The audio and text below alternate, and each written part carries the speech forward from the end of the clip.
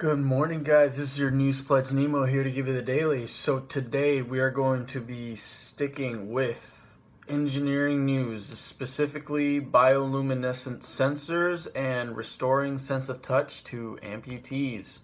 So today we're going to start with bioluminescence. So the latest study talks about a probe, which is basically a genetically modified form of luciferase, which is the enzyme that fireflies and other types of species of bugs and animals use to produce luminescent light, so glow in the dark basically. And so what scientists are using that for now is basically implanting it in the brain so that you can see brain stimulation and brain activity. So up until this point, they've been using kind of like electrical techniques for recording the activity of between neurons.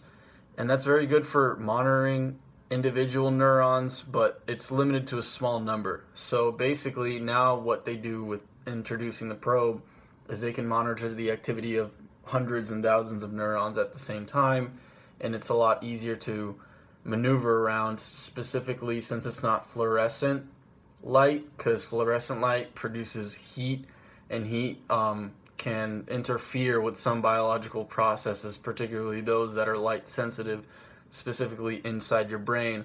So by introducing the probe now, you can see the connections and the messages being sent, and specifically what part of the brain is being activated during one thing, during an action, when an action is being performed. And so that's something interesting. And then the next thing would be restoring the sense of touch to amputees using natural signals of nervous systems. So basically, this goes for all the guys that are mechanical engineering with an emphasis in bioengineering, prosthetics, and going into that, returning sense. So basically attaching electrodes that deliver stimulation directly to the nerve. You attach it to a specific part of the brain that is responsible for moving a specific muscle in your arm. Once a prosthetic is applied, you make the connections, and then the electrodes do the rest. They send the signal to a specific ligament in the arm. The arm senses that, and then you have to basically amplify the signal because it's receiving it from a machine. It's not going to be the same as a regular brain. And you amplify the signal, and that's what's going to make the arm, the prosthetic arm, move. So one thing that we can look at here is, so similar to the approach in other amputees, there were 2 male subjects who lost an arm after traumatic injury.